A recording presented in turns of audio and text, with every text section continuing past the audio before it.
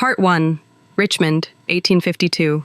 A city built on paper and chains. Richmond in 1852 is a city that keeps itself together with documents. Ink, ledgers, warrants, promissory notes, auction broadsides, paper that makes a world appear orderly.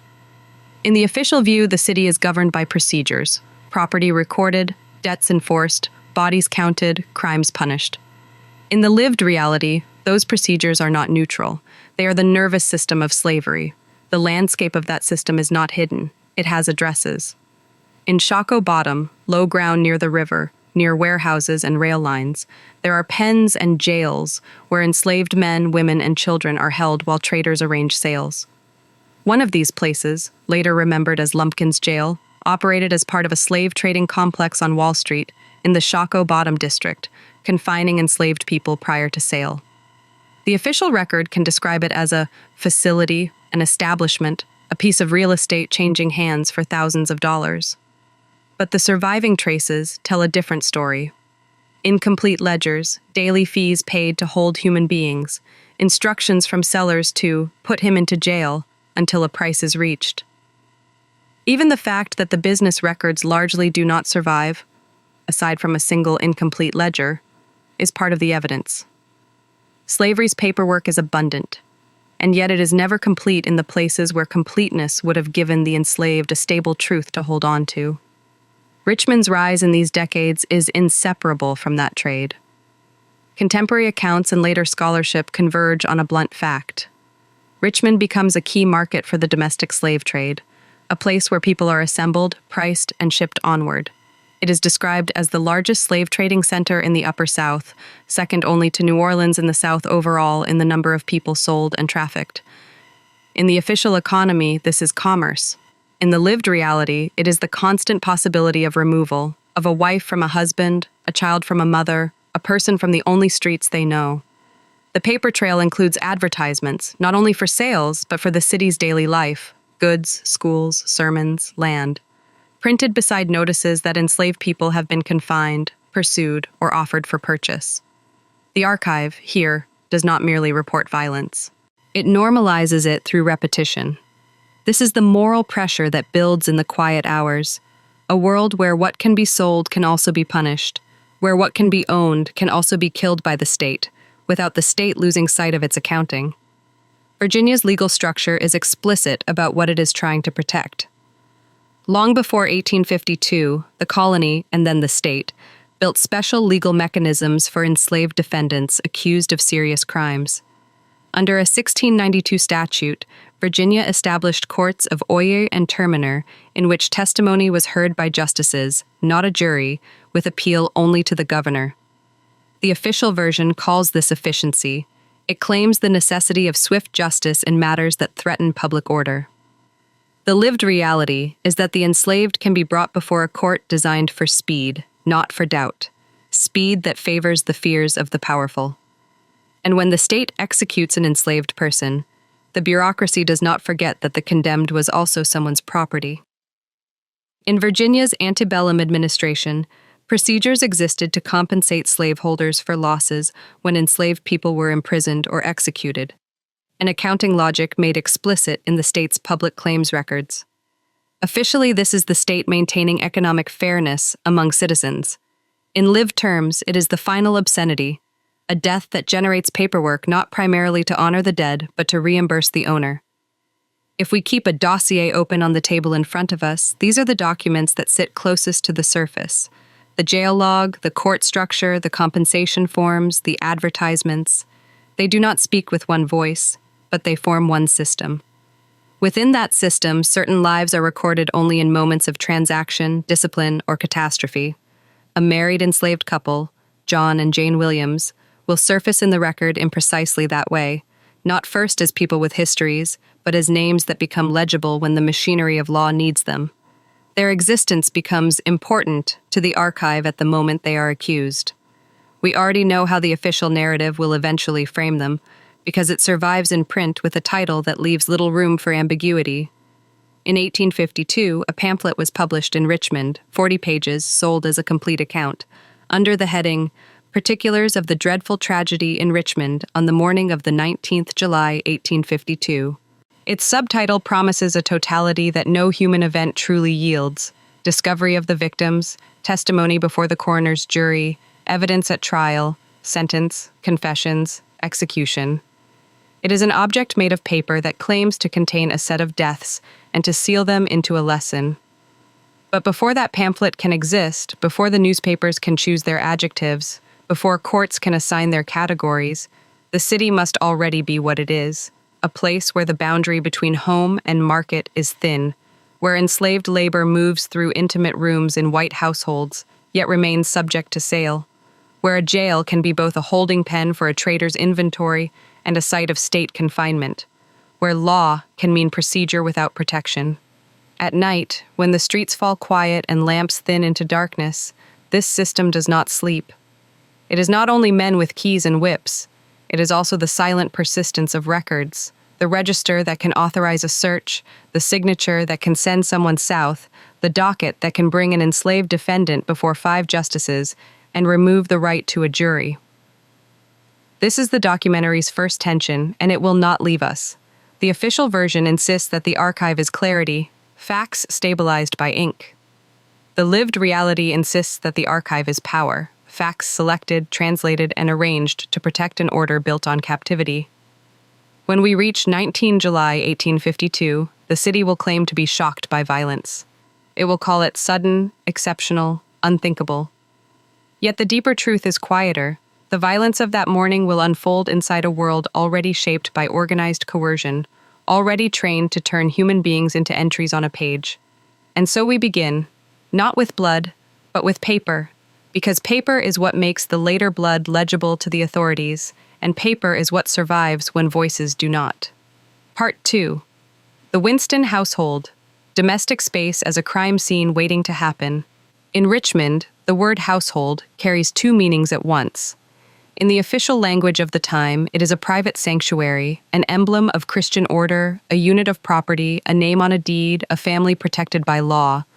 In the lived reality of the enslaved, a household is also a workplace without boundaries, a site of constant supervision, and a place where intimacy itself can become a form of control. The Winston home exists within that contradiction. It is not a plantation in the countryside, but it is still a plantation in miniature, an interior space where slavery is enforced room by room. The city gives the arrangement a certain respectability: masonry, doors, locks, neighbors close enough to hear a cry, churches within walking distance, markets that make the home seem part of civilized life. Yet the basic structure remains unchanged. A home in a slave city is never only a home. It is also a small institution. In the ledgers and common speech, the Winstons are a family with a reputation to protect. They are, by definition, people in the eyes of the state, full legal subjects capable of owning, suing, testifying, inheriting. Their wife and child, those who will later be named as victims, are recognized by the law as persons whose injury demands the strongest response. Their grief will become legible and central. John and Jane Williams in that same space occupy a different category. Officially, they are servants in domestic terms and property in legal terms. They are counted, valued, and disciplined. They are also married, yet marriage for enslaved people exists in a precarious shadow. It is recognized socially in some quarters, permitted informally, blessed by ministers at times, but always vulnerable to the owner's authority and the market's logic. The bond between 2 enslaved spouses is real in the only way that matters, through shared time, shared fear, shared decisions, but it has no guaranteed protection in the official structure that claims to govern family life. The Winston household is made of routines. The record will later speak of a morning as if the day begins in innocence. But in an enslaved domestic world, morning begins with tasks: fire, water, food, cleaning, errands. Bodies rise early because the household requires it. The enslaved rise early because they must. And in that compelled motion lies a quiet tension that the official version tends to miss. The domestic sphere is physically intimate but morally segregated. Enslaved labor moves through bedrooms, kitchens, nurseries, and washrooms, spaces that, for the owners, represent privacy and safety, while the enslaved are denied privacy as a principle. When violence later erupts, the press will describe it as a violation of the home, an intrusion into the most protected place a white family can imagine. That language will matter, because it will shape the public's appetite for certainty. The narrative will become a household betrayed, a family attacked, a moral universe inverted. In that official storyline, the mere fact of an enslaved person's presence in the home is reframed as a privilege, an opportunity granted by benevolence, and therefore any violence is framed as ingratitude or innate depravity. But the lived reality is that the enslaved do not enter a household as guests. They enter under compulsion, and compulsion has consequences that are not always visible until the moment the system demands an explanation. Inside a home like the Winstons, power is not only exercised in large punishments, it is exercised in small permissions, whether a wife may see her husband after hours, whether a husband can remain in the same neighborhood, whether a child, if they have one, or if they hope to, could ever be kept from sale. It is exercised in access to food, to rest, to warmth. It is exercised through the constant possibility of violence, including the forms of violence that are hardest to document because they are rarely written down in plain language. The archive, when it later arrives, will not give us an even view of these interiors. It will show us the house most clearly as a stage for a crime. It will enumerate rooms, entry points, objects out of place, the hour of discovery. It will give the names of white neighbors and officials who crossed the threshold after the fact. The home will become legible when it is already broken. Before that, the home's ordinary structure, its coercive ordinary structure, leaves fewer marks.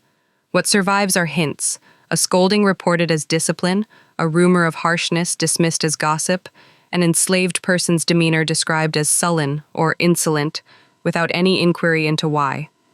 The official record is rich in moral adjectives and poor in interior causes.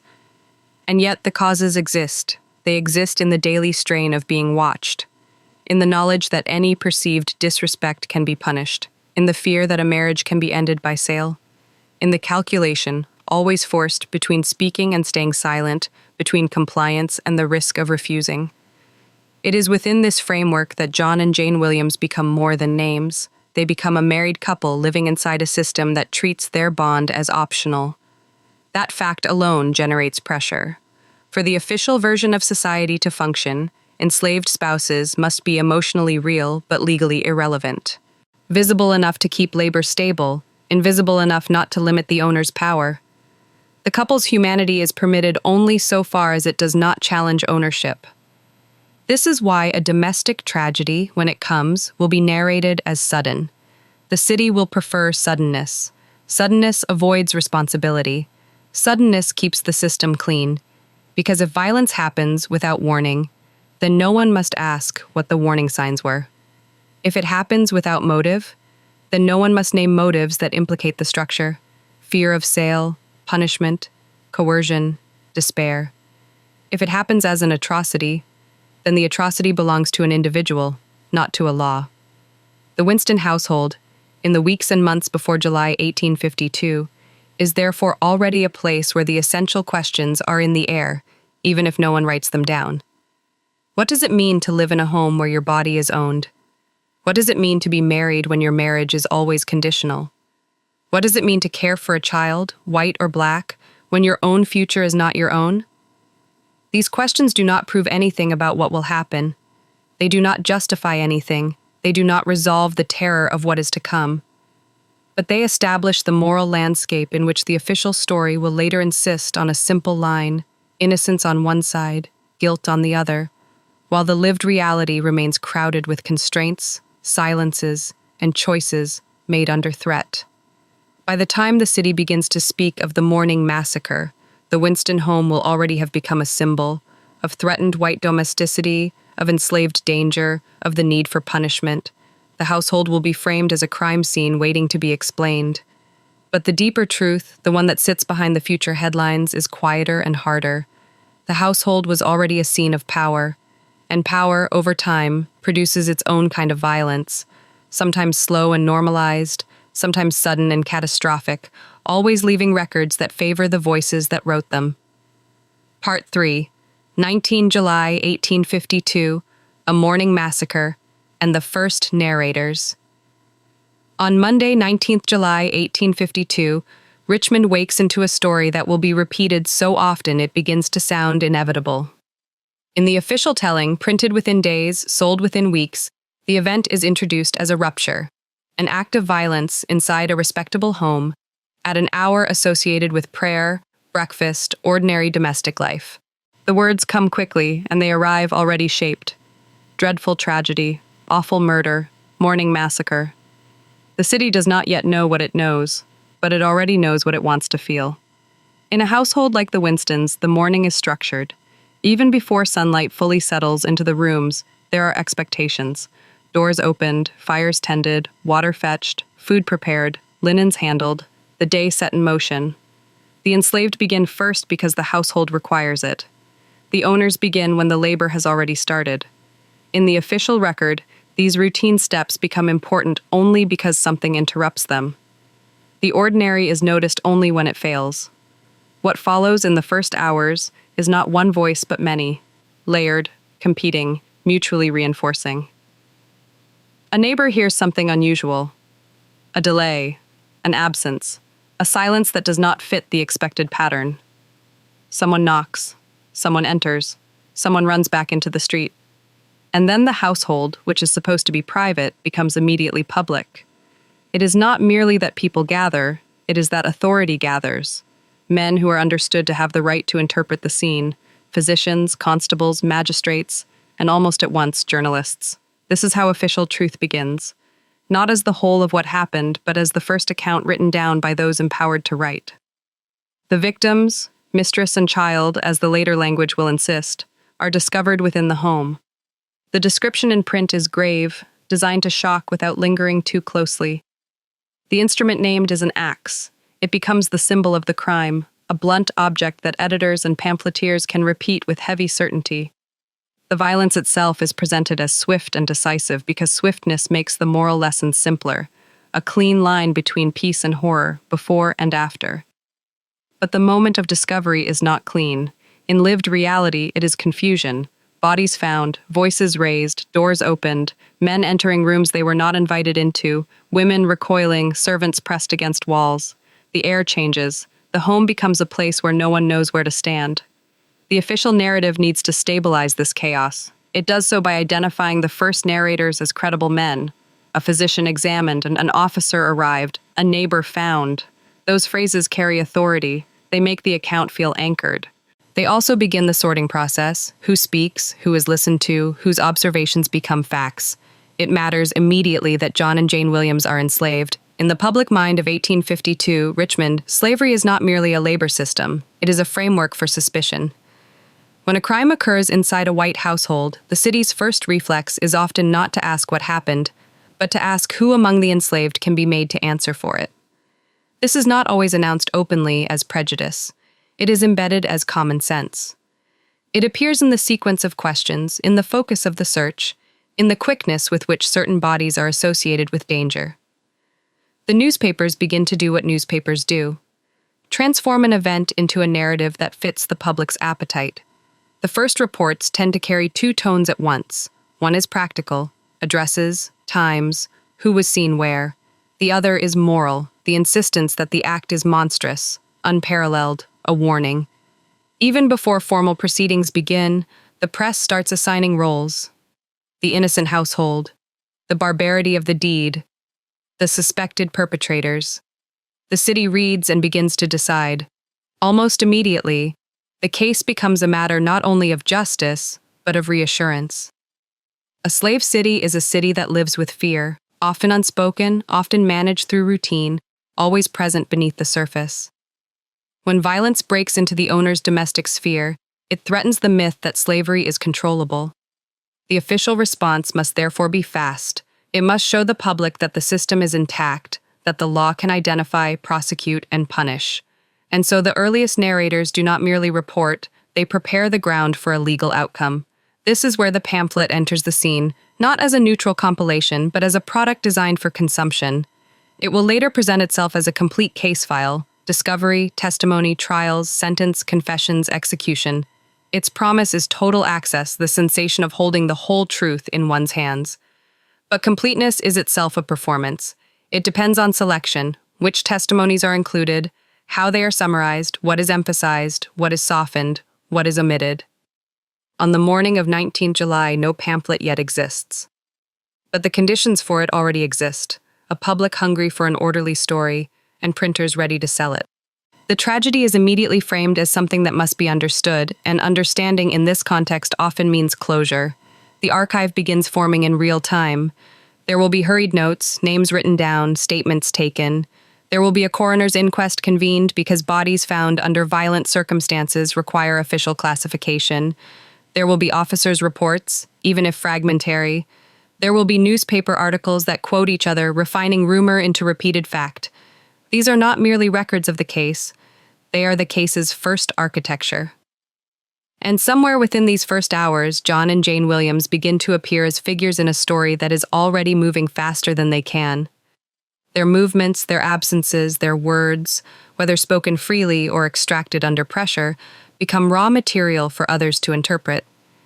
The official narrative will later present motive and sequence as if they were always obvious. But in the lived moment, motives are not clear, sequence is contested, and the future is determined by who controls the telling.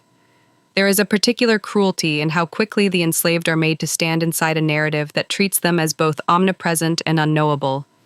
If they were near, they are suspect. If they were absent, they are fleeing. If they speak, they are lying. If they are silent, they are hiding something.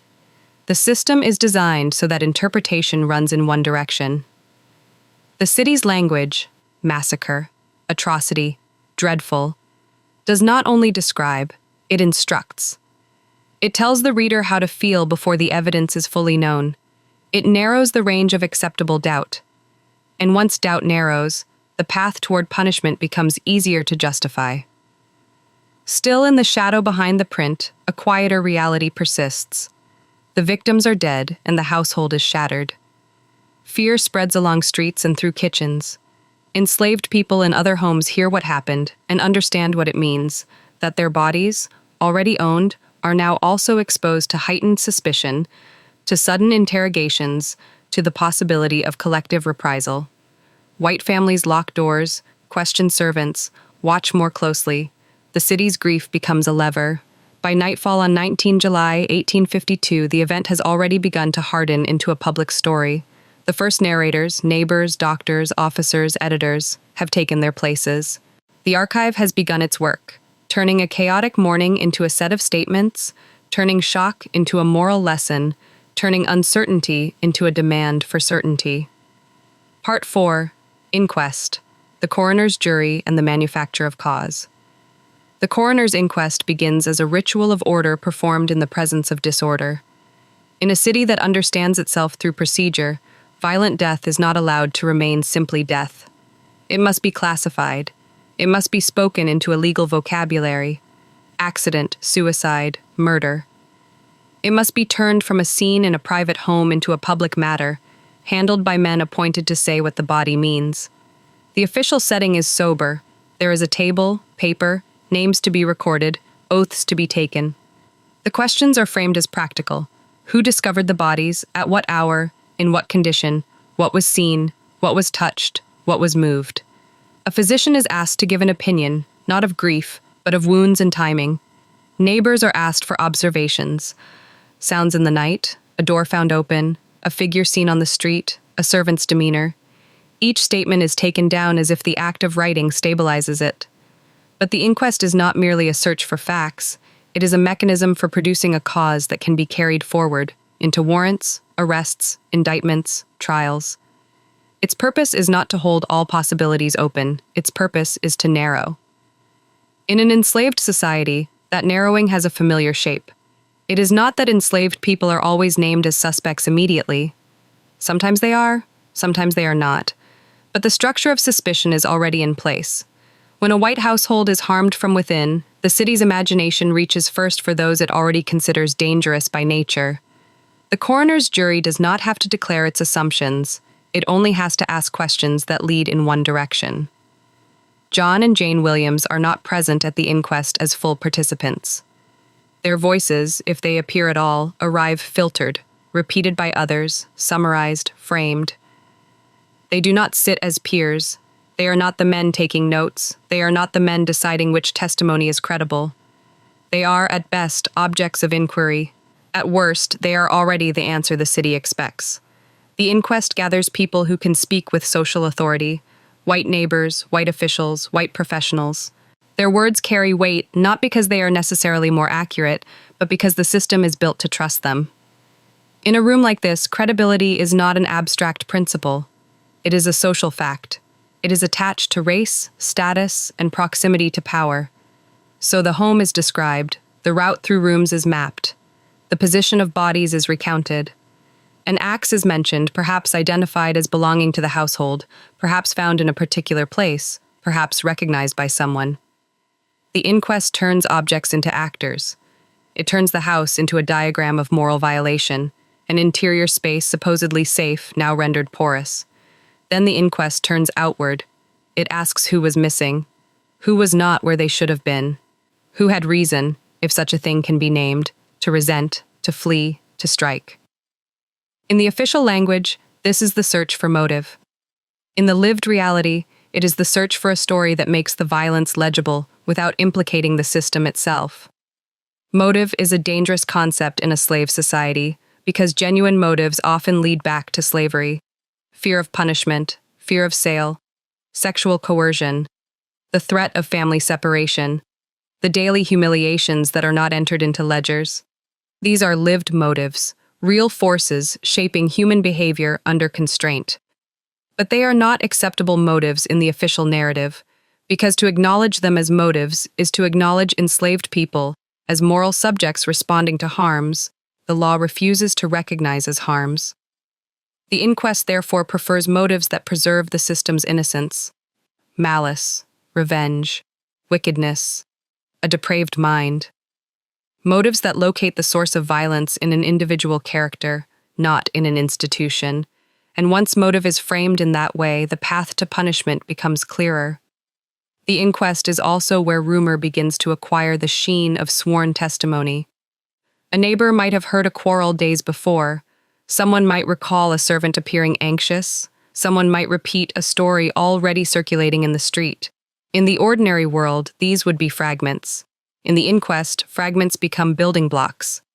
Under oath, a vague observation can be made to sound like evidence, and once written down, it gains a durability that memory alone does not have.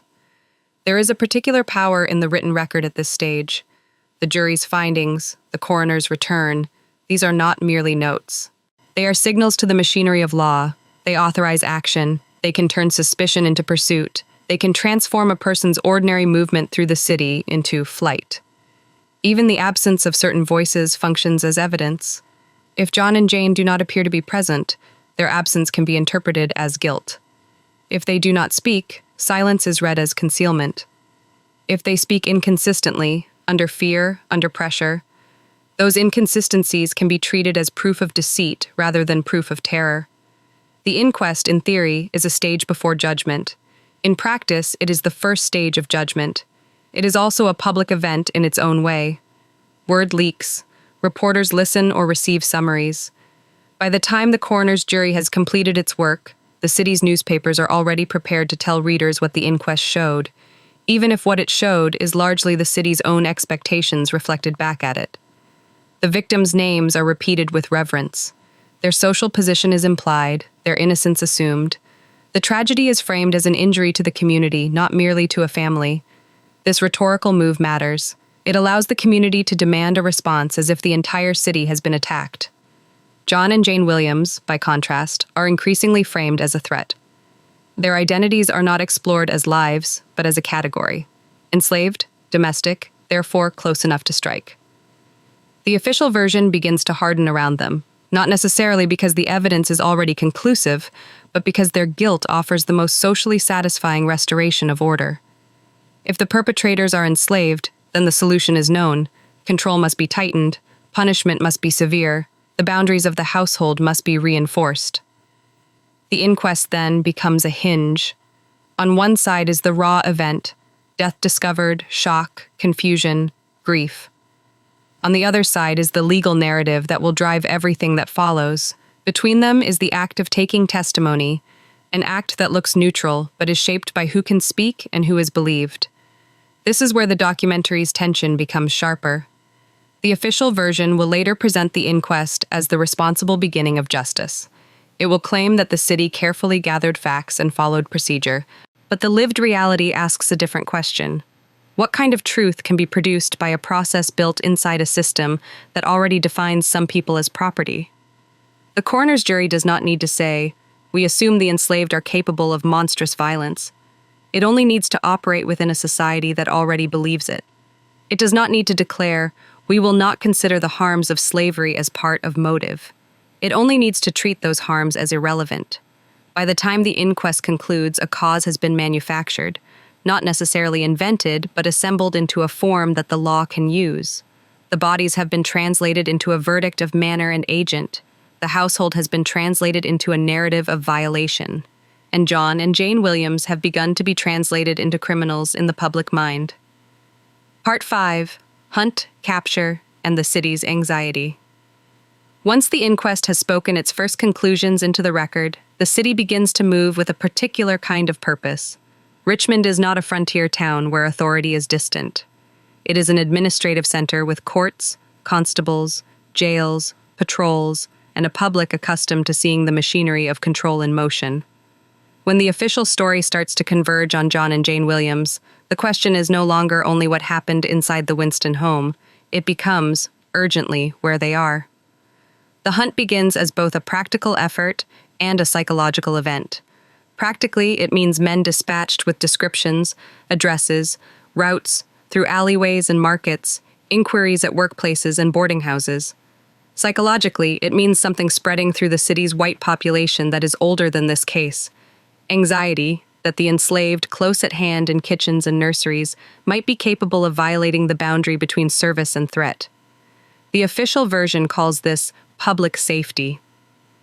The lived reality for enslaved people across Richmond is an atmospheric shift, a tightening in the way they are watched, spoken to, and suspected. In a slave city, movement is never purely movement. Enslaved people move constantly, between homes, to markets, to docks, to workshops, often on errands, sometimes hired out for wages paid to their owners, sometimes permitted to travel with passes. That mobility is functional to the city's economy. It is also an enduring source of white fear. It creates the possibility that enslaved people might meet, exchange information, organize help, or disappear into the density of streets. Urban slavery grants small degrees of autonomy in practice while denying autonomy in principle, and that contradiction makes panic more likely when violence occurs. The days after 19 July turn the city into a listening surface. People begin to interpret small details as signs, an unfamiliar figure on a street, a whispered conversation, a servant missing from their usual place. The press, already invested in the story, helps convert these fragments into momentum. A rumor becomes a lead becomes a certainty by repetition. The official narrative strengthens itself by circulating faster than careful verification can. For John and Jane Williams, the shift from suspicion to pursuit is immediate in its consequences. The law's interest does not arrive gently. Even before formal charges solidify, the logic of slave society ensures that the suspects are treated as dangerous. To be accused as an enslaved person in such a case is to face a system that expects confession, expects flight, expects guilt. The line between investigation and punishment narrows quickly. The city's search is not solely a police action. It is a communal act of enforcement. White citizens can be enlisted as watchers and informants. Slaveholders can be urged to inspect their own enslaved people more closely, to restrict movement, to demand passes. Patrols can stop black people in the street, question them, detain them, demand proof of belonging.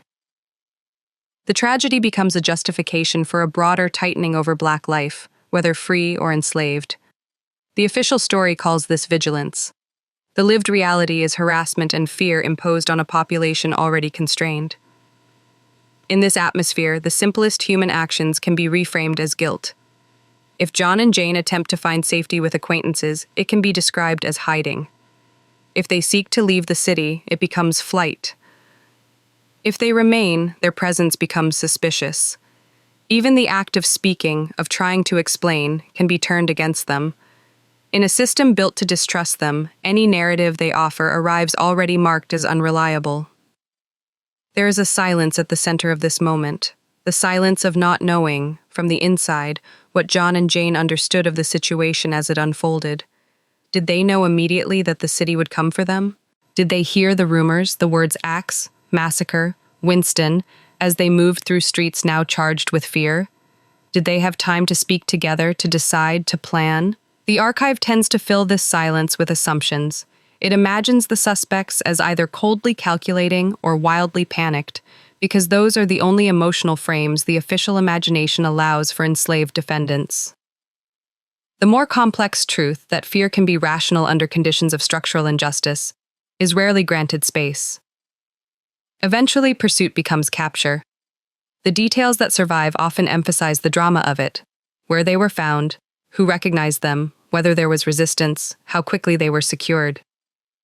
In official terms, capture is the restoration of order. In lived terms, it is the closing of a system that leaves no safe exit. The moment of arrest is not merely a change of location, it is a change of status in the public mind. Before capture, John and Jane are suspects. After capture, they become symbols. Their bodies, now in custody, allow the city to project its anxiety onto something tangible. The jail becomes a container not only for prisoners, but for public emotion. Confinement in this era is physical and psychological. The jail is a place of walls and locks, but also a place where information is controlled. Who may visit, who may speak, who may deliver food, who may pray. For enslaved prisoners, confinement also carries the implication that they can be accessed by authorities in ways that free defendants might resist. Interrogation becomes easier when a person has no social power, no private counsel, no recognized rights that the community feels obligated to respect. The official version will later describe questioning as part of the investigation. The lived reality is that questioning occurs under a pressure that is difficult to convey in ink: isolation, uncertainty, the knowledge that the city wants a confession as a form of closure. Outside the jail, Richmond reacts as slave cities react when their myth of control is threatened. Owners tighten rules, passes are demanded more frequently, meetings are discouraged, curfews become stricter in practice, even when not formally altered. The story teaches a lesson before the court does. Enslaved autonomy is dangerous, and therefore it must be reduced. This lesson is not stated as a policy memo. It is enacted in daily behavior: more suspicion, more discipline, more surveillance. Within enslaved communities, a different reaction spreads. The tragedy is understood not only as a horror for the victims, but as a signal flare for what will follow: collective suspicion and potentially collective punishment. People learn to speak less in public, they move more carefully, they avoid gathering, they watch the watchers. The city's anxiety becomes their daily weather. The press continues to shape this atmosphere. Reports of capture may be framed triumphantly, as though the city has seized back control of its narrative. In the same breath, the accounts can intensify fear, emphasizing the brutality of the crime, implying that such violence could happen again if vigilance relaxes. In this way, newspapers help sustain a cycle. Fear justifies control. Control produces resentment and despair. Resentment and despair, when they surface, are used to justify even harsher control. John and Jane, now confined, become increasingly separated from their own story. Others speak for them. Others interpret their faces, their gestures, their silence. Jailers become witnesses. Clergy may become intermediaries. Officials decide what is recorded and what is ignored. The official version begins to settle into a familiar arc: crime, pursuit, capture, confession, punishment. It is a narrative designed to reassure. But the lived reality is still unstable. There is still evidence to sift, contradictions to resolve, testimony to weigh. There is still the question that the official story tries to avoid: how much of what is about to happen will be driven by careful proof, and how much will be driven by the city's need for certainty. Part 6. Confessions. Words taken down, words put in. In cases like this, confession becomes the hinge on which the official story swings. It is the bridge between suspicion and certainty, between fear and closure, between a complicated event and a simple moral lesson. By the time John and Jane Williams sit in a cell, Richmond already wants the case to resolve itself in a familiar way. The guilty admit what they have done. The law confirms what the public has been told. The gallows transforms panic into order. But confession is not a pure act of truth-telling. It is a document. And documents, in a slave society, are never innocent. The word confession suggests an interior opening, an unforced disclosure of conscience.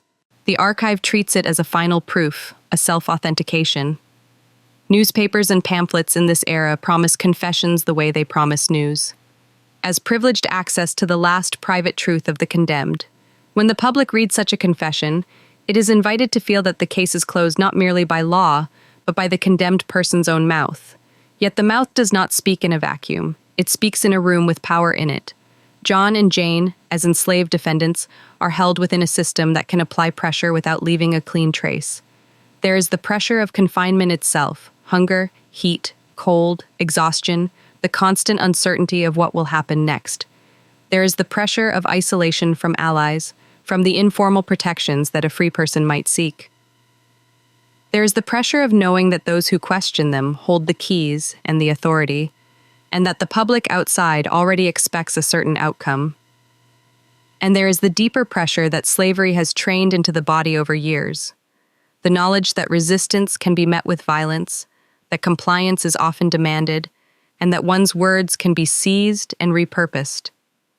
So when the archive later presents a confession, we must handle it with care. We must ask, who recorded it, under what circumstances, in what language, with what interruptions, omissions, or editorial substitutions? Was it written in the speaker's own hand or taken down by someone else? Was it spoken freely, or spoken under the weight of implied threat? Were questions asked leadingly, then converted into a narrative voice that sounds steady and coherent on the page? The official version rarely answers these questions. It offers confession as an object, not as a process. It delivers a text and asks the reader to accept it as final. The process, however, is where the moral and psychological reality lives. In the jail, John and Jane are not only defendants, they are also captives. Their jailers are not neutral custodians. They are agents of a society that requires this case to confirm its own assumptions. Visits, if permitted, are controlled. Conversations are overheard or later reported. A minister may come, urging repentance as a religious duty. In the official telling, this appears as spiritual care. In lived reality, it can also function as a mechanism to produce a statement that will satisfy the public. The language of repentance in this era is itself a script. It asks the condemned to admit guilt, accept punishment, and warn others. It offers the possibility of salvation in the next world, while the state prepares to end life in this one. This script is powerful because it gives the condemned a role that seems meaningful. To speak at the edge of death, to become a moral voice rather than a silent object. For some, that role may be embraced sincerely. For others, it may be the only available form of agency, choosing how to speak when everything else has been taken. There is another script as well, the legal script, which wants details that can be aligned with evidence, that can be read in court, that can be printed. The confession that survives in print often bears the marks of this alignment. It tends to be too tidy.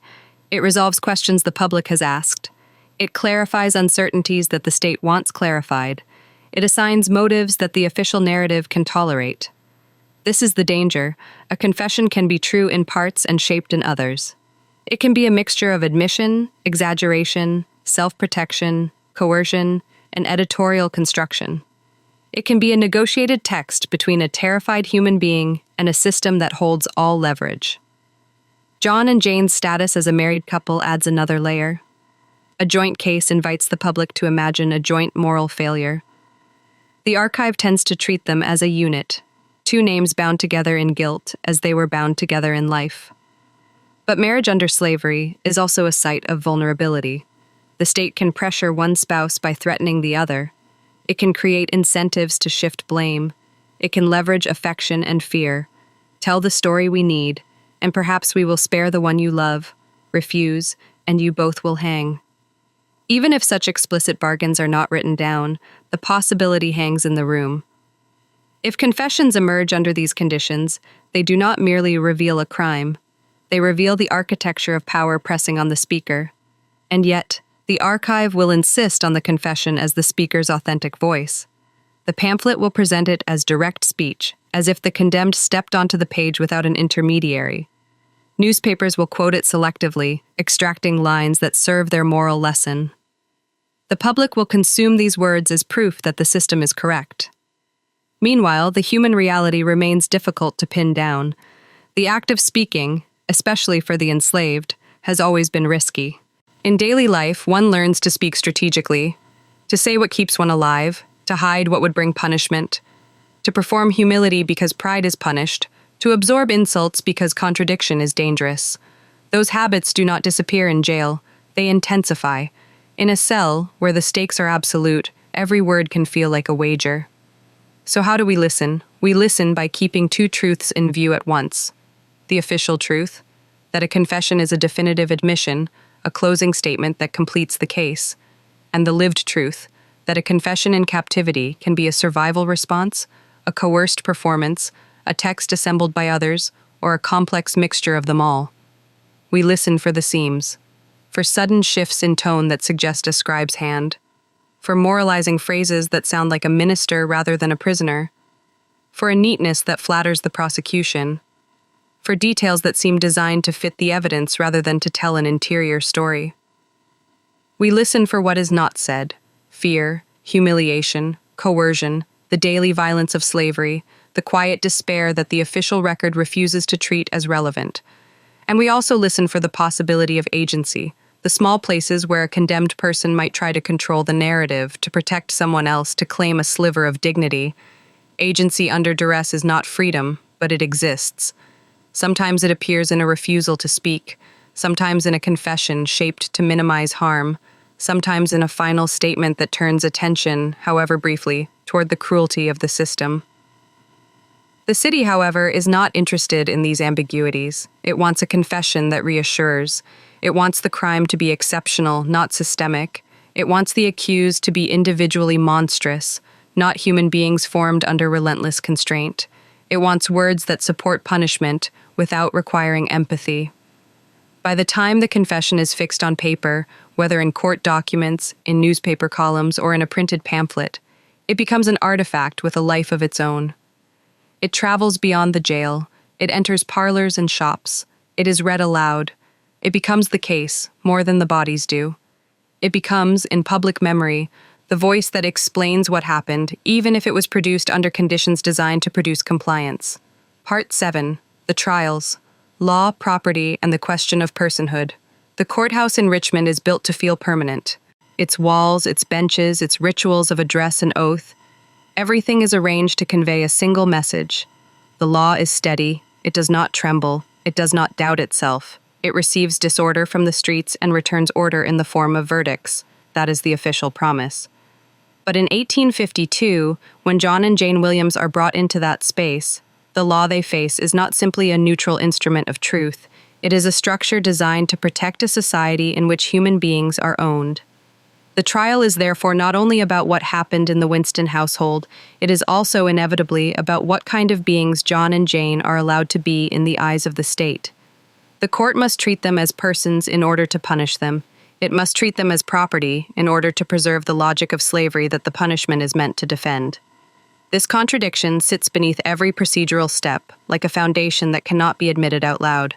The official record of the trial will read as a sequence of calm actions: indictments, arraignment, counsel appointed or permitted, witnesses called, testimony taken, evidence presented, a judge instructing, a jury, if a jury is convened, listening with measured attention. Dates and names entered into the docket. The paper moves forward. In this telling, justice is a machine that produces a correct result. The lived reality is less clean. For John and Jane, the trial begins long before they stand in court. It begins in the jail, where they have been confined and spoken about as guilty. It begins in the newspapers, where the public has already been taught how to feel. It begins in the way their bodies are escorted, guarded, exposed, through public space, made visible as suspects in a crime framed as shocking and domestic. In a slave city, visibility is not neutral, it is part of discipline. Inside the courtroom, the imbalance is physical as well as legal. The Winstons, as a white family, are surrounded by social recognition. Their grief is legible and honored. Their dead are spoken of as wife and child, words that carry moral weight. Their household is treated as a place whose violation demands restoration. The prosecution's language does not have to work hard to establish the victims as fully human. The law does that automatically. John and Jane must fight for their humanity in a room that has been trained to deny it. Witnesses speak in a pattern familiar to these proceedings. Neighbors recount the morning, what they heard, what they saw, what they did when the household silence became alarming. Officers describe their steps, when they were summoned, what they observed, what they concluded. Medical testimony frames the deaths in clinical terms: timing, force, cause, turning the irreparable into categories a court can handle. Objects become exhibits.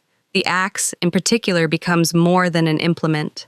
It becomes a symbol the court can point to, the blunt link between suspicion and conviction. The defense, if it exists in any meaningful way, is forced to operate within narrow channels. To challenge the prosecution is to challenge not only a set of facts, but the community's desire for certainty. The defense can question a witness's consistency, suggest alternative possibilities, point to gaps. But the air in the room is heavy with a different kind of evidence: the expectation that enslaved defendants are capable of violence and deception. That expectation is rarely named as bias. It is treated as prudence. In a case like this, turning points are often small on the page and enormous in consequence.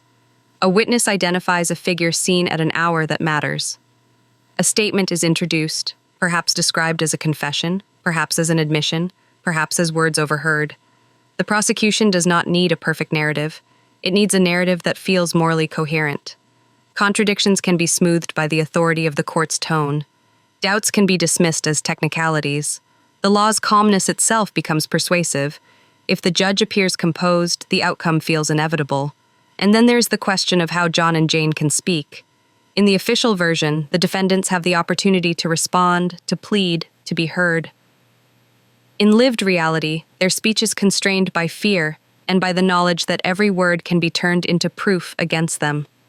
If they deny guilt, denial is treated as expected deceit. If they admit anything, admission becomes the spine of the case. If they remain silent, silence becomes a shadow the prosecution can paint as guilt. The archive often preserves their voices only indirectly, through the words of others who report what they said. This is a crucial detail. When the law allows one group to speak as authors and forces another group to appear as subjects of reported speech, the trial does not simply evaluate truth.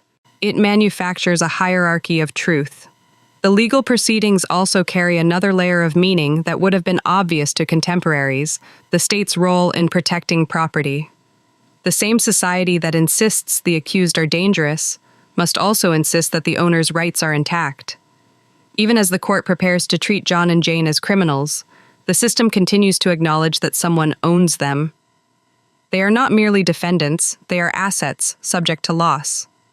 In other contexts, this is managed by compensation claims and accounting procedures. In the courtroom, it is managed by a careful separation of language. The state punishes, while the institution of slavery remains unchallenged. This is what it means for the trial to be about personhood. John and Jane must be moral agents in order to be guilty. But the society that prosecutes them is committed to the idea that enslaved people are not moral equals, no matter how often it demands obedience from them as if they were. The trial resolves this contradiction by using personhood only as a tool of punishment. The court recognizes a human will only to condemn it. Meanwhile, what is not allowed into the courtroom is as important as what is allowed. The daily coercions of slavery do not enter as context. The constant threat of sale does not enter as motive. The harms that might have shaped the defendant's mental state are treated as irrelevant, even indecent. The court does not ask how it feels to be married in a system that can erase your marriage at any moment. It does not ask what kind of desperation accumulates in a life with no legal shelter. Those truths cannot be permitted to matter, because if they mattered, the system would have to confront itself. So the trial becomes a controlled narrative exercise. It arranges events in a line that leads to a conclusion the public can accept. It converts the messy reality of a household, a city, and a system into a story with a moral. That order was violated by the guilty, and order will be restored by punishment. When the verdict arrives, however it is formally delivered, the official version treats it as the end of uncertainty. The papers will speak of justice, The pamphlet will speak of proof. The court will speak of the law's satisfaction. The city will begin to exhale. But for John and Jane, the verdict is not merely a legal finding. It is the moment when their lives are fully absorbed into the state's machinery. Their bodies, once owned by private power, are now claimed by public power for the purpose of spectacle and deterrence. The trial does not simply decide what happened. It decides what they are allowed to be, not complex human beings trapped in an unjust system, but instruments through which that system demonstrates its strength. Part 8. Print as verdict, newspapers, pamphlets, and the city's moral lesson. After the courtroom has done its work, the city still demands a more accessible verdict. The docket is not written for most eyes. The legal language is not designed to circulate in the street. What circulates instead is print shaped into story, columns and broadsides, pamphlets sold for a few coins, paragraphs that convert procedure into moral certainty. In Richmond, in 1852, the case of John and Jane Williams becomes not only a matter of law, but a commodity of narrative. The city does not simply hear that two enslaved defendants have been tried and condemned. It reads it, it handles it, it repeats it. The official story is carried by ink, and ink has its own discipline. It selects, arranges, sharpens, and closes. Newspapers begin with urgency. They set the tone early, and the tone rarely softens. The killing in the Winston household is presented as an affront to domestic sanctity, an eruption of violence into the space that white society insists must remain protected. The crime is named in emphatic language, dreadful, awful, scarcely paralleled, because the paper must not only inform, but instruct. It tells readers what to feel, and in telling them, it narrows what they are permitted to think. A report about a murder can be written in many ways. It can emphasize ambiguity, uncertainty, the limits of what is known. It can acknowledge that early accounts are incomplete. But in a slave society gripped by fear, ambiguity feels like danger. Print, therefore, becomes a tool of reassurance. It offers clarity even when clarity is not earned. It offers motive even when motive is uncertain. It offers an ending before the case has fully finished unfolding. Then the pamphlet appears, an object designed to sit like a miniature case file in the reader's hand. It promises completeness. It claims to contain everything: discovery, inquest testimony, trials, sentence, confession, execution. It presents itself as a dossier opened for the public. The appeal is obvious. In a city where ordinary people have limited access to official proceedings, the pamphlet suggests a kind of intimacy with power. You can know what the court knows. You can read what the condemned said. You can possess the story. But this intimacy is an illusion. The pamphlet is not the archive itself. It is an editorial construction of the archive, and its construction is shaped by purpose. The first purpose is moral instruction. The pamphlet does not merely recount, it judges. It leads the reader toward a conclusion that has already been reached, and then it reinforces that conclusion as righteous. In this sense, print becomes an extension of the courtroom. It takes the legal verdict and reissues it as a social verdict. The law has condemned John and Jane. Print teaches the city how to remember the condemnation. The second purpose is containment. The case threatens the slaveholding imagination because it suggests that the enslaved might not be controllable within the intimate spaces of the home. That implication is unbearable for a society that depends on enslaved labor and constant proximity. Print contains the threat by insisting that the violence is exceptional, an aberration that proves the rule rather than a symptom of the system. It frames the defendants as singularly wicked, as a deviation from the presumed proper submissiveness of enslaved domestic labor. The system itself remains unnamed as a cause. The third purpose is deterrence. The printed account functions like a warning sign posted over the city. It speaks to white readers as reassurance, and to black readers, enslaved or free, as threat. This dual audience is seldom acknowledged explicitly, but it is structurally present. When newspapers describe the punishment as necessary, when pamphlets emphasize confession and repentance, they are not only narrating a crime, they are communicating consequences. The language used for the victims and the accused reinforces a hierarchy of sympathy. The Winston wife and child are described in ways that affirm their innocence and their place in the moral order. Their deaths are framed as an injury to the community. Their bodies are made sacred by the language of domesticity and motherhood. John and Jane, by contrast, are made into instruments of a lesson. Their individuality is flattened. Their humanity is presented selectively, only as it serves the moral narrative, often through a confession framed as voluntary and sincere. If they show emotion, it is described as either evidence of guilt or evidence of divine submission. If they remain silent, silence becomes ominous. In print, they are rarely allowed to be complex. What is striking is how the printed narrative often behaves as though it can see inside them. It describes motives with certainty: revenge, malice, jealousy, depravity. These are not motives discovered in a neutral vacuum. They are motives that protect the official order by avoiding the structural truths that would be more difficult to face: coercion, punishment, fear of sale, humiliation, despair. Print does not deny that enslaved people suffer. It simply treats their suffering as irrelevant to the moral meaning of the case.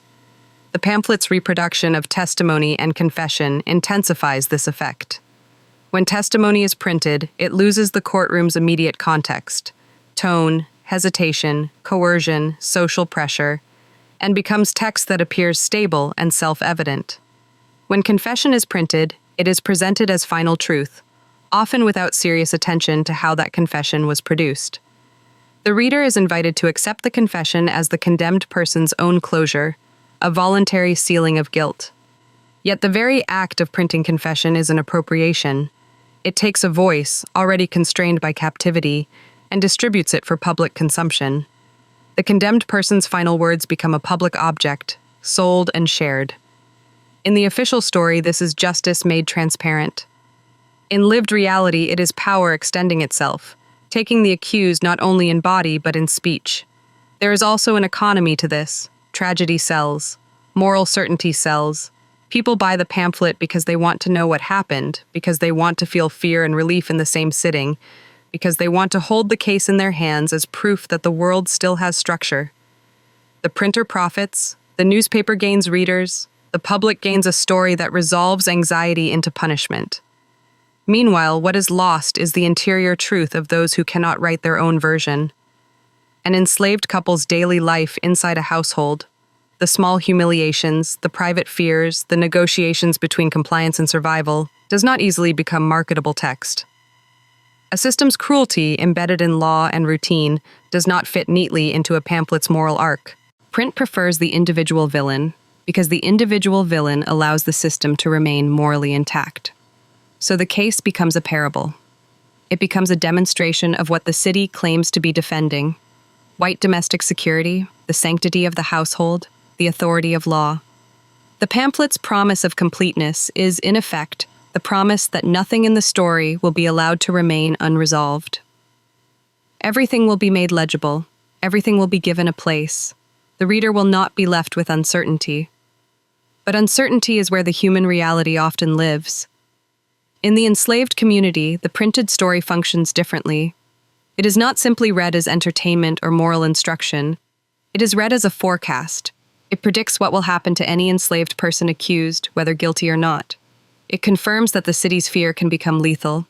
It teaches that the archive and the press will collaborate in producing a narrative that protects white order. It teaches caution, silence, and the necessity of living in the spaces that power does not record.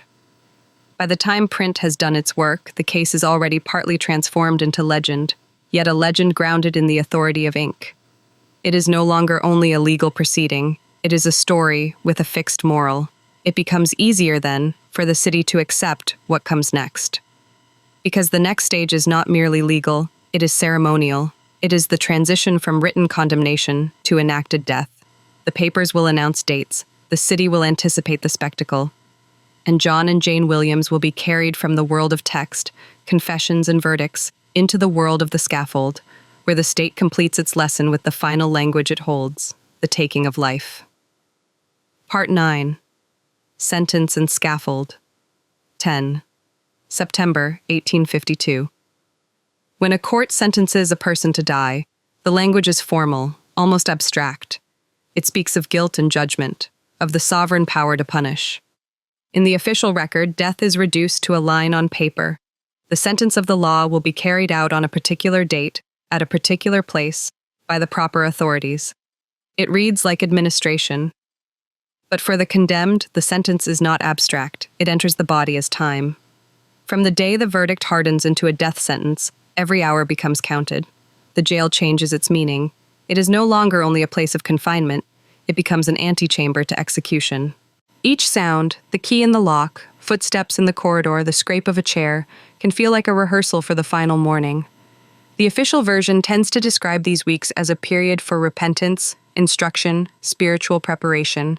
The lived reality is more severe. A narrowing world, a shrinking future, the mind turning repeatedly over what cannot be undone. For John and Jane Williams, the sentence also carries an additional cruelty. They are not merely prisoners, they are enslaved prisoners. The state claims them for punishment, but slavery still surrounds them like a second set of walls. Even condemned, they remain objects within an economy of ownership. Their bodies are treated as both culpable and compensable, capable of crime, yet still counted as loss to a proprietor when the state takes their lives. This contradiction is rarely spoken openly in the courtroom's dignified voice. It is handled in the background, through administrative habits that treat human death as a financial event. The public does not see that paperwork. What it sees is the approaching date. 10 September 1852 arrives in Richmond not as a surprise but as a scheduled outcome. The city knows what it is supposed to do with an execution: gather, watch, absorb the lesson. People speak of it days before as though discussing weather or a market day. Some speak with righteous satisfaction, others with curiosity, some with a kind of grim unease they do not name. The official story casts the execution as necessary, solemn, regrettable, but just. It frames the event as a restoration of moral balance. In lived reality, the execution is a public violence performed by the state to reassure those who fear losing control. Even the logistics of the morning carry the imprint of power. The condemned are moved under guard. There are officials in roles practiced by repetition. The sheriff, deputies, perhaps clergy, men tasked with ensuring that the procedure follows a recognizable script. The script is important. A botched execution threatens the state's claim to orderly authority. So the ritual is handled carefully, precisely because it is meant to communicate a message beyond the condemned. The message is not only crime is punished, it is also the enslaved will be controlled. The crowd, in cases like this, is never neutral. It comes from a society that lives with anxiety. The presence of many spectators is itself a declaration. This is not private justice, it is a public warning. The condemned become a kind of text, displayed so that others will read the consequence in their bodies. This is why the official narrative often emphasizes the crowd. It suggests communal agreement, the people witnessing the law's work. It suggests that the punishment belongs not to a particular group, but to the whole city's moral order. But the city's moral order is not shared equally. For white spectators, the execution can be framed as closure for the Winston tragedy. The victims' deaths are treated as the original injury, the execution as the necessary repair. For many, this is where the story ends. The law has spoken, the guilty have paid, the household's violation has been answered. For black spectators, enslaved and free, the meaning is different and more immediate. The scaffold is not simply punishment for a particular crime, it is a demonstration of the state's willingness to kill. It announces that accusation can become death, that the public will watch, that the law will be swift when white domestic life is harmed. It also warns that any perceived disruption of slavery's hierarchy will be met with lethal force. Even those who do not attend feel the pressure of it. News of executions travels quickly in enslaved communities, not as moral lesson, but as survival information. The condemned are expected to participate in the ritual. This expectation is one of the execution's quieter violences. The state not only takes life, it demands performance before taking it. The condemned are often urged to speak, to confess, to warn others, to affirm the justice of their punishment. The official version treats these final words as proof of the system's righteousness, evidence that the condemned accept their fate, that the moral order is intact. The public wants these words because they seal the narrative, they make it easier to watch. But what does it mean to speak under such conditions? If John and Jane speak, their words are constrained. They are spoken under guard, under the eyes of officials, surrounded by a crowd whose presence is itself coercion. Even repentance, if sincere, exists within a framework designed to turn repentance into public reassurance. Even silence, if chosen, can be interpreted as stubbornness or hidden guilt. There is no free speech on the scaffold, only speech permitted and then converted into a lesson. In the official telling, a condemned person's composure can be presented as evidence of contrition. Tears can be presented as evidence of conscience. A prayer can be presented as proof that the law is aligned with God. The narrative takes whatever it is given and makes it serve. This is how power reads the condemned, not as complex people, but as symbols.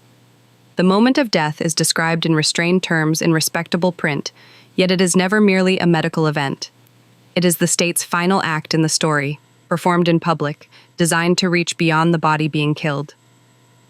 The crowd witnesses the crossing from life to death and is meant to carry that image back into daily routine, back into kitchens and workshops, back into the nervous habits of surveillance, back into the quiet discipline of the enslaved. Afterward, the city's official voice speaks of order restored. The execution is recorded. The date becomes fixed in the narrative, 10th of September 1852, like a period at the end of a sentence. The Winston tragedy is offered closure through the law's finality, but closure is never evenly distributed. The victims are gone. Their loss remains in private grief, even as public memory flattens them into symbols of innocence. John and Jane are dead. Their interior lives remain mostly unrecorded, their voices preserved, if at all, only through texts produced by the very system that condemned them. The enslaved community absorbs another lesson in the fragility of Black life under white law. And the system continues. The scaffold does not resolve the contradictions that produce the case. It does not address the violence that slavery embeds in daily life, the coercion, the surveillance, the ever-present threat of sale, the denial of legal personhood except when punishment is required. It simply confirms that the state will defend that order at the point of a rope. Part 10. Aftershocks. New controls on Black life and movement. When the execution is over, the city speaks as though it has finished the matter. The official story prefers an ending. The guilty punished, the dead mourned, the public reassured. Yet violence of this kind does not end cleanly. It spreads outward in policy, habit, and fear. The scaffold is a punctuation mark in print, but in lived reality, it is an instruction that continues to be followed long after the crowd disperses. In Richmond, after September 1852, the Winston tragedy becomes more than a case. It becomes a reference. It is invoked in conversation when people argue about discipline, about safety, about the risks of trusting enslaved domestic workers. It is remembered not as a singular event with specific human beings at its center, but as proof of a claim the slave-holding imagination needs to keep alive. That enslaved people are dangerous unless constantly controlled. This is where the aftershocks begin, not in one dramatic decree, but in a series of tightening gestures that accumulate until they become a new normal. The city's official mechanisms already possess many of the tools they need: pass systems, patrols, jail cells, courts. The tragedy does not invent these instruments. It gives them fresh justification. When authorities increase scrutiny of Black movement, they can frame it as prudence rather than repression. When employers become stricter, they can frame it as caution rather than cruelty. When slaveholders restrict visits between enslaved spouses, they can frame it as preventing mischief rather than dismantling family life. The official vocabulary is always orderly. It speaks of regulation, discipline, public peace. The lived vocabulary is different. It speaks, often in whispers, of narrowing and fear. In a slave city, movement is one of the few spaces where the enslaved can carve out fragments of autonomy: a pass to carry goods, a permitted walk to market, an errand that allows a brief conversation with someone else. These are not freedoms in the full sense. They are permissions, but they matter because they allow the enslaved to maintain relationships, to exchange information, to preserve some sense of human continuity in a world designed to fracture it. After a case like this, those permissions become harder to obtain and easier to revoke. Owners demand stricter oversight from their enslaved workers. They insist on shorter routes, quicker returns, more visible proof of compliance. They keep people closer to home, not out of care, but out of fear.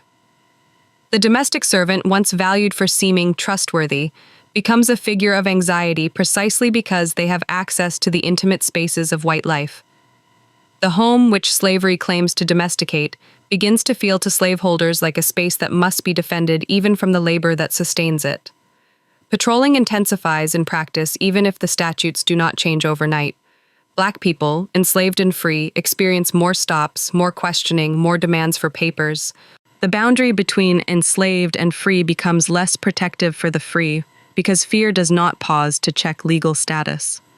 When the city is anxious, blackness itself becomes treated as suspicious movement.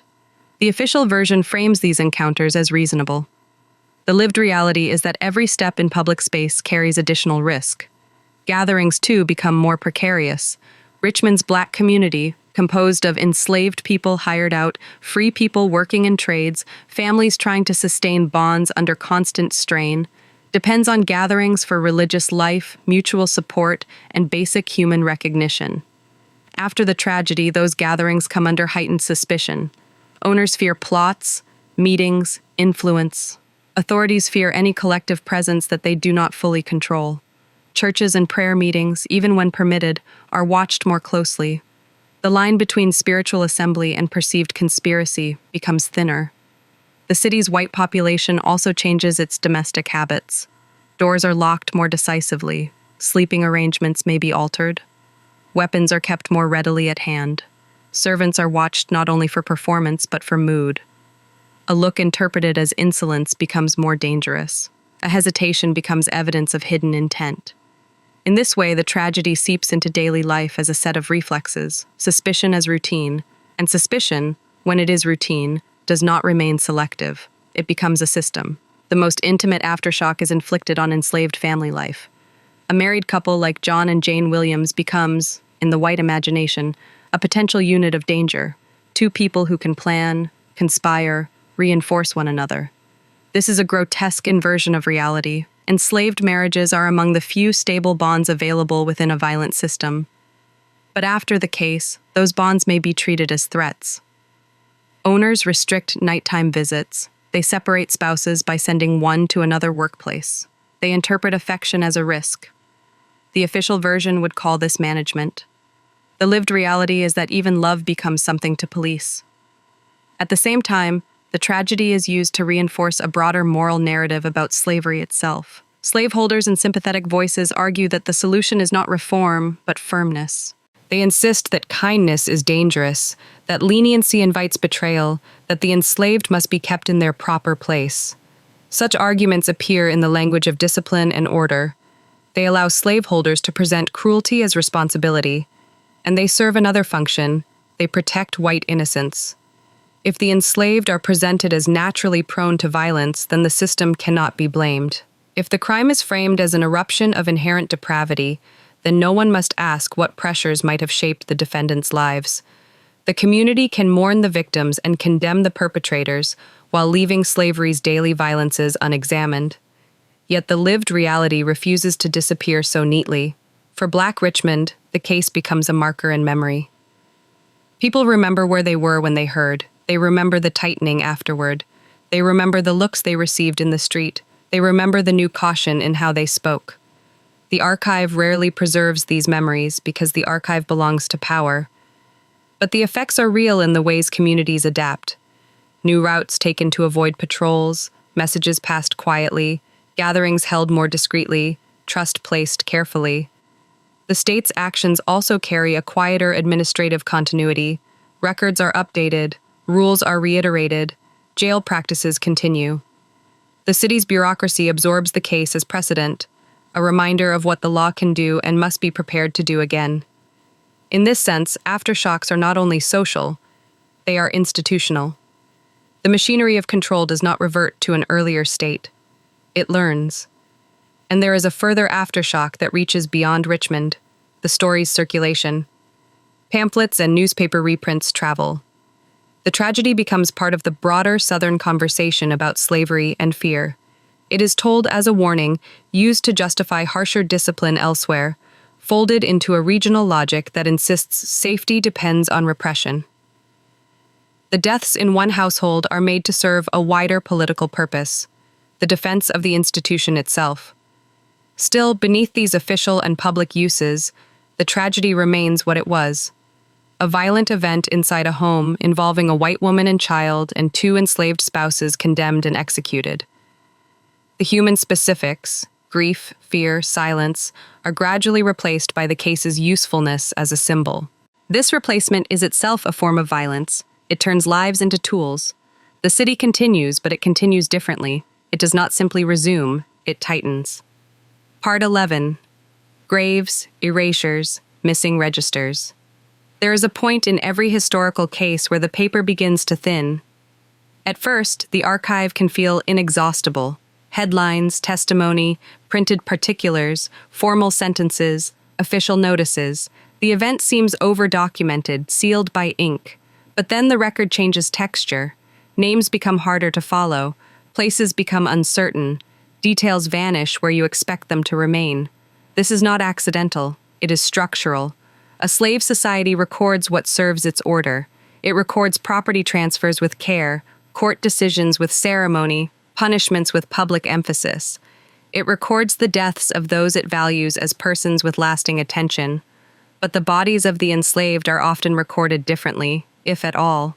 Their burial places, their kinship networks, their interior lives, their suffering in the days and nights that do not lead to public spectacle. These are not the kinds of facts the system is designed to preserve. When they appear as fragments, often by accident. After the hanging of John and Jane Williams, their story enters this phase of disappearance.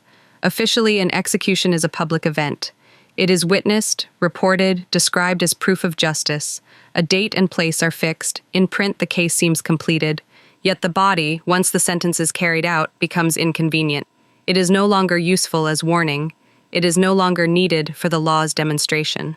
What remains is a problem to be managed: where to place the dead, how to ensure they do not become a site of sympathy, how to prevent the community from gathering around them in ways that could disrupt the official lesson. So graves are often uncelebrated, unmarked, poorly documented. Even in cases where burial is recorded in some form, the record rarely treats an enslaved, condemned person's grave as a location worthy of preservation. The state cares about the execution as an event of authority. It cares far less about the body afterward. The result is a familiar historical silence. We can often know with certainty when someone was executed, and yet not know with confidence where their remains were laid. This absence is not merely a gap in information. It is a continuation of power. To lack a marked grave is to lack a publicly recognized place in the world. It is to be denied the ordinary dignity of memory, denied the ability of descendants, friends, or community to point and say, "Here." The enslaved were denied legal personhood in life in many respects. In death, they are often denied the stable geography of remembrance. The Winston victims, by contrast, are more likely to be absorbed into a different kind of memory. Their deaths are mourned within the social structures that protect white family life: kin networks, church communities, property records, inscriptions. Even when specific details fade, their names and status remain legible in a society designed to preserve them. This is one of the documentary's central moral tensions. The same event produces two different afterlives in the record. One is fuller, protected by social power. The other is thinner, eroded by structural indifference. The archive's erasures are not limited to graves. They extend into the very documents we might wish to consult. Court records can be incomplete. Jail registers can be lost. Newspaper runs can be fragmented. Pamphlets can survive while the underlying trial transcript disappears. Even when we hold a printed, complete account, we may be holding a substitute, an object that claims to preserve everything while leaving us unable to verify what it leaves out. This is where historical method becomes an ethical stance. It is easy to treat the surviving print as the final truth, precisely because it is what survives. It is easy to let the pamphlet speak as though it were the courtroom itself. But to do that is to accept the archive's hierarchy without question. It is to allow power to decide what counts as evidence and what counts as silence. So we have to look at the archive the way one might look at a damaged ledger. Not only reading the entries that remain, but paying attention to the torn pages, the missing months, the ink that has bled into illegibility. In the case of John and Jane Williams, we can follow the official storyline through its loud documents, trial summaries, confessions, execution accounts. But when we attempt to follow the human story, to find traces of their marriage before the crime, their daily labor, their relationships, their fears, we often find ourselves standing in blank spaces. That blankness is not proof that there was nothing there. It is proof of what the system did not consider important enough to preserve. Even the location of execution, often described in public terms at the time, can be difficult to map precisely in later landscapes.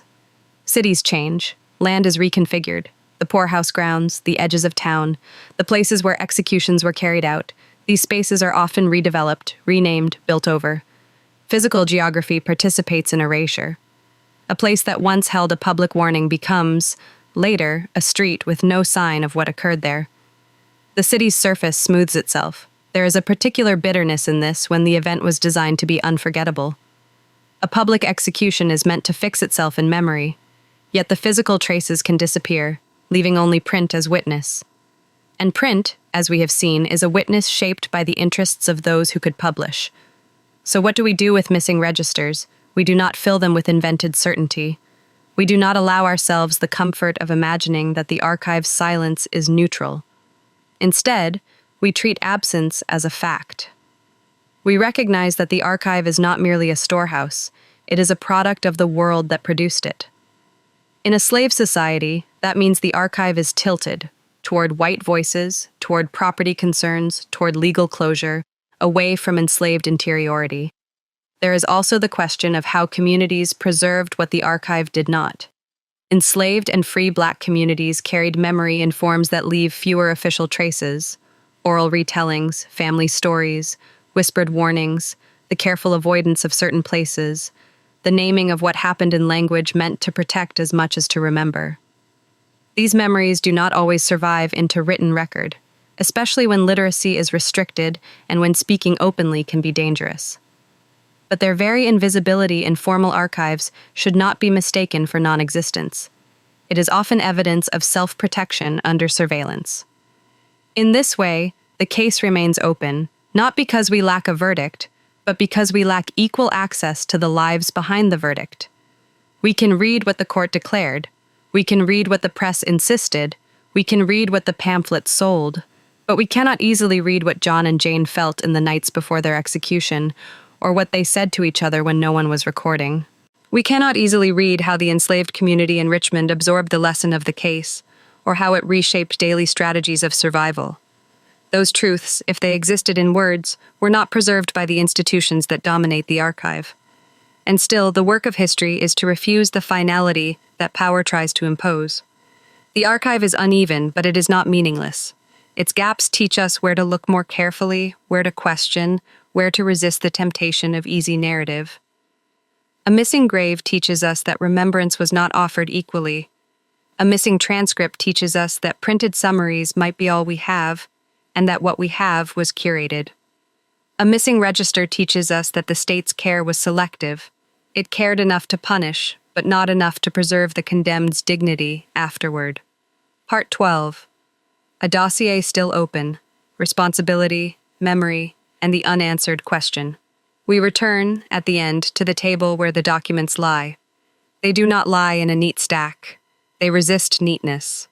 A newspaper column that speaks too quickly, a pamphlet that promises completeness. A legal phrase that sounds calm because it was designed to sound calm. A missing register that leaves a blank where a life should be. This is what remains of the case of Jane and John Williams. It is not only a story of a murder in a Richmond household in July 1852 and an execution in September. It is also a story of how a society builds its truth, how it decides what counts as evidence, what counts as motive, what counts as personhood. The official version is clear. That clarity is part of its power. In the official version, the Winston household is a place of violated innocence. A wife and a child are killed with an axe in the morning hours. The law responds with investigation, inquest, trial, sentence. The accused, two enslaved people, husband and wife, are identified, prosecuted, and executed. Print amplifies the case as a warning, Public order is restored. The city is reassured that its institutions function. This is the story that the archive can tell smoothly, because it is the story the archive was built to tell. But the lived reality is rougher and less complete, and precisely for that reason it demands more care from us. The lived reality includes the victim's terror and loss, the suddenness with which ordinary domestic life can become irreparable. It includes the grief that does not translate easily into legal language. It includes the complicated fact that innocence does not make death easier to bear, and it includes the condemned. Jane and John Williams appear to us through a structure that rarely permits enslaved people to be seen in full. They appear primarily when their lives intersect with white fear and state punishment. They appear as suspects, as defendants, as condemned bodies and recorded words. If their voices survive, they survive under constraint, reported speech, mediated confession, statements shaped by the conditions of captivity. Their interior lives, what they loved, what they feared, what they hoped for, what they endured before the tragedy, remain largely outside the record. This absence is not merely unfortunate, it is part of the system. Slavery does not only control bodies, it controls narration. It decides who gets to author the record and who becomes an object within it. It decides whose grief is dignified, whose fear is acknowledged, whose motives are considered. It decides which forms of violence are legible as crimes and which are treated as routine. So when we read the case, we are not only reading about violence, we are reading a world that distributed humanity unevenly.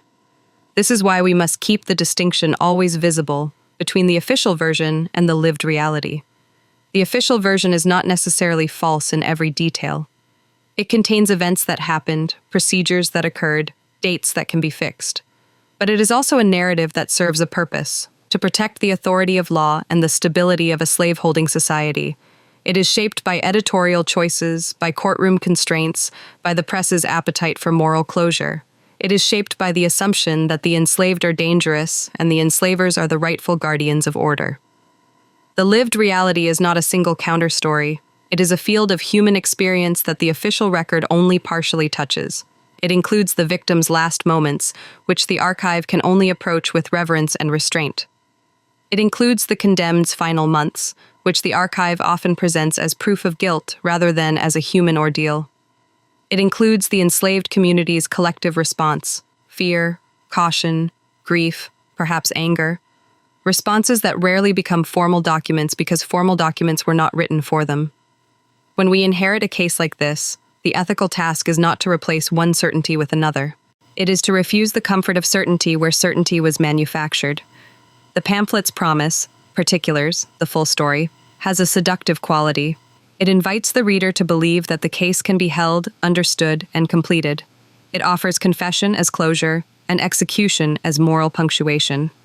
But the very completeness of such an object should make us suspicious, not because nothing in it is true, but because its truth is organized. It arranges facts into a lesson. It uses shock to guide attention. It uses the authority of print to settle doubt. And doubt, in a case shaped by slavery, is not an indulgence. It is responsibility. Responsibility means holding the victims in view as human beings, not as symbols. The Winston wife and child are not merely the justification for punishment. They are lives ended violently, in a way that cannot be repaired by any sentence. To honor them is to acknowledge that the loss is real, and that no analytical frame should make it abstract. Responsibility also means resisting the reduction of Jane and John Williams to the role assigned by the system that executed them. Whatever the facts of the crime, facts we can attempt to reconstruct but cannot fully inhabit, their lives unfolded inside a structure built on coercion. They were not free to leave. They were not free to refuse. They were not free to protect their marriage from sale or separation. They were not free to guarantee their own safety. Even before the accusation, they lived under a law that made their bodies available to others' decisions. This does not excuse violence. It contextualizes the human terrain in which violence becomes thinkable. The greatest horror in this dossier is not a supernatural force, not an inexplicable darkness that descends from nowhere. It is the ordinary functioning of a system that can treat people as property and then treat them as criminals when the system's own violence produces catastrophe. It is the calmness with which paper absorbs death, a docket entry, a printed confession, a date for execution, a line of moral instruction for the public. If the dossier remains open, it is because the archive does not give equal voice to everyone involved. It is because the record we inherit is a product of power. It is because the most consequential truths, fear, coercion, the slow violence of slavery, were not the truths the official record was designed to preserve. So we end where a historian must often end, with humility and with attention. We can honor the dead by refusing to sensationalize them, by speaking their names with care, by acknowledging that the victims were victims and that the condemned were human, even in a system that refused them full humanity, by recognizing that our distance from the event, our reliance on documents, does not absolve us from moral judgment about the system that produced those documents. And we can connect past to present without forcing an easy moral. The case belongs to 1852 Richmond, but the questions it raises are not confined there. Who writes the record? Who is believed? Whose pain is treated as evidence and whose pain is treated as irrelevant? When a system of power tells a story about itself, what do we miss if we accept that story as complete? This is the question we leave on the table, in the silence after the papers stop moving. When the law's archive is built inside an unjust world, how do we read it in a way that does not continue the injustice, continue the injustice, continue the injustice, continue the injustice, continue the injustice, continue the injustice, continue the injustice, continue the injustice, continue the injustice, continue the injustice,